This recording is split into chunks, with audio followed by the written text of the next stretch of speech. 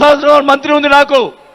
అయినా కానీ నాకు రాజకీయ భిక్ష పెట్టారు కాబట్టి, మానవత్వం అనేది ఉంది కాబట్టి నేను ఆ రోజు ఆయనకి తలిచాను. కానీ ఏం జరిగింది, నాకు మంత్రి వదిలిపెడితే మంత్రి ఇచ్చి మంత్రి తీసేశాడు. అవన్నీ నేను కూడా బాధపడిన, నేను మంత్రి అనేది ఐ డోంట్ కేర్. ఆ రోజు 4 సంవత్సరాలకే వదిలిపెట్టాను. నేను ఒకటే చెప్తా ఉన్నా,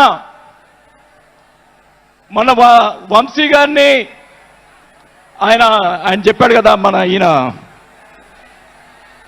సినిమా యాక్టర్, ఆయన పేరేంటి, పోసాని మురళి గారు, వాళ్ళని అరెస్ట్ చేస్తే ఈయన పోయి జగన్మోహన్ రెడ్డి గారు పోయి వాళ్ళని పరామర్శిస్తాడు. నేను ఒకటే చెప్తా ఉన్నా, రఘురామకృష్ణరాజు గారిని నిన్ను ఏదో మాట్లాడితే ఆయన లోపల పెట్టించి, కుదగొట్టించి, కాలు చేతులు ఎర్రగొట్టించి లోపల పెట్టించావే. 17 సంవత్సరాలు ముఖ్యమంత్రిగా చేసినటువంటి చంద్రబాబు నాయుడు గారి కుటుంబాన్ని, భార్య గురించి మాట్లాడితే వాళ్ళకి బాధ కలగదా అని అడుగుతా ఉన్నా.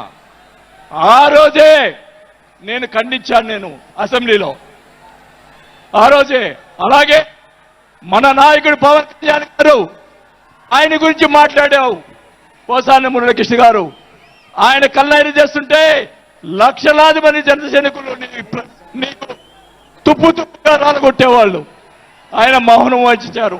నేనైతే చెప్తా ఉన్నా, కుటుంబాన్ని అలా మాట్లాడారు కాబట్టి వాళ్ళని 9 నెలలు, ఇంకా 9 నెలల తర్వాత అరెస్ట్ చేశారు. నేనైతే గవర్నమెంట్ ఇచ్చిన మసడు వెళ్తే లాఠీతో రాలగొట్టించి లోపల వేయించేవాడిని కూడా ఈ సభకు అర్థం చేసుకుంటా ఉన్నా.